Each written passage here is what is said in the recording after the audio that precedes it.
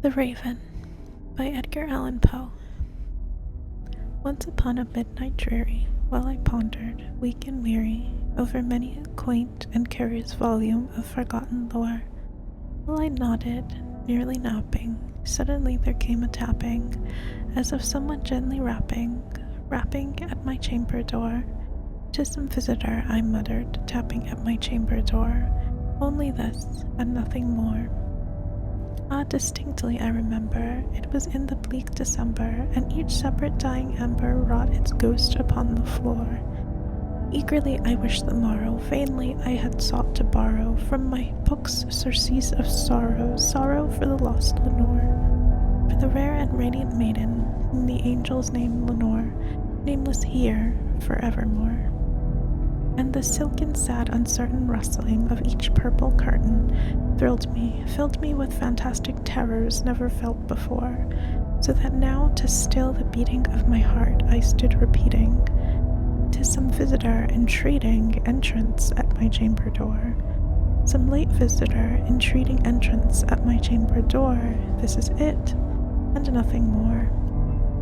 Presently my soul grew stronger, hesitating then no longer. "Sir," said I, "or madam, truly your forgiveness I implore. But the fact is I was napping, and so gently you came rapping, and so faintly you came tapping at my chamber door, that I scarce was sure I heard you." Here I opened wide the door. Darkness there, and nothing more. Deep into that dark peering, long I stood there, wondering, fearing, doubting, dreaming dreams no mortal ever dared to dream before. But the silence was unbroken, and the stillness gave no token, and the only word there spoken was the whispered word, "Lenore?" This I whispered, and echo murmured back the word "Lenore," merely this, and nothing more. Back into the chamber turning, all my soul within me burning, soon again I heard a tapping, somewhat louder than before. "Surely," said I, "surely," said I, "surely this is something at my window lattice. Let me see then what threat is, and this mystery explore. Let my heart be still a moment, and this mystery explore. 'Tis the wind, and nothing more." Open here I flung the shutter, when with many a flirt and flutter, in there stepped a stately raven of the saintly days of yore. Not the least obstinance made he, not a minute stopped or stayed he, but with mien of lord or lady perched above my chamber door, perched upon a bust of Pallas just above my chamber door, perched and sat, and nothing more. Then this ebony bird beguiling my sad fancy into smiling, by the grave and stirred decorum of the countenance it wore. "Though thy crest be shorn and shaven, thou," I said, "art sure no craven, ghastly grim and ancient raven, wandering from the nightly shore. Tell me what thy lordly name is on the night's Plutonian shore." Quoth the raven, "Nevermore."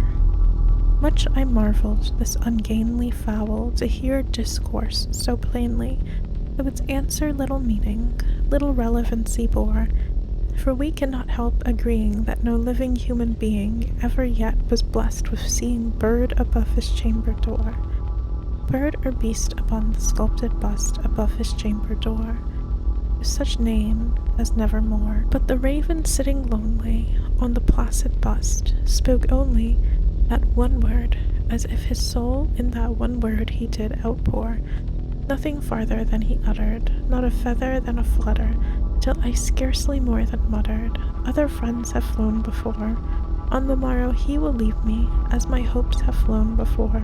Then the bird said, "Nevermore." Startled at the stillness, broken by reply so aptly spoken, "Doubtless," said I, "what it utters is its only stock and store, caught from unhappy master, whom unmercifully disaster followed fast and followed faster, till his songs one burden bore, till the dirges of his hope that melancholy burden bore, of nevermore. But the raven still beguiling all my fancy into smiling, straight I wheeled a cushioned seat in front of bird, the bust, and door. Then upon the velvet sinking, I betook myself to linking fancy unto fancy, thinking what this ominous bird of yore, what this grim, ungainly, ghastly, gaunt, and ominous bird of yore meant in croaking nevermore. This I sat engaged in guessing, but no syllable expressing to the fowl whose fiery eyes now burned into my bosom's core. This and more I sat divining, with my head at ease reclining on the cushion's velvet lining that the lamplight glowed over, but whose velvet violet lining with the lamplight gloating over she shall press, nevermore. Then methought the air grew dense, perfumed from an unseen censer, swung by Sephirim, whose footfalls tinkled on the tufted floor. Wretch, I cried, thy God hath lent thee, by these angels he hath sent thee, respite and nepenthe from thy memories of Lenore. Quaff, oh quaff this kind nepenthe, and forget this lost Lenore. Quoth the raven, nevermore. Prophet, said I, thing of evil, prophet still, if bird or devil, with tempter sent, or whether tempest tossed thy here ashore, desolate yet all undaunted, on this desert land enchanted, on this home by horror haunted, tell me truly, I implore. Is there balm in Gilead? Tell me, I implore. Quoth the raven, nevermore. Prophet, said I, think of evil, prophet still, if bird or devil, by the heaven that bends above us, by thy God we both adore, tell this soul of sorrow laden, if, within the distant Adene, it shall clasp a sainted maiden, whom the angels name Lenore, clasp a rare and radiant maiden, whom the angels name Lenore. Quoth the raven, nevermore. Be that word or sign of parting, bird or fiend, I shrieked, upstarting, get thee back into the tempest of the night's Plutonian shore. Leave no black bloom as a token of that lie thy soul hath spoken. Leave my loneliness unbroken, quote the bust above my door.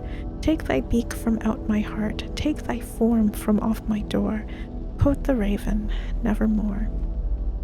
And the raven, never flitting, still is sitting on the pallid bust of Pallas just above my chamber door, and his eyes have all the seeming of a demon's that is dreaming, and the light lamp over him streaming through his shadows on the floor, and my soul from out that shadow that lies floating on the floor shall be lifted nevermore.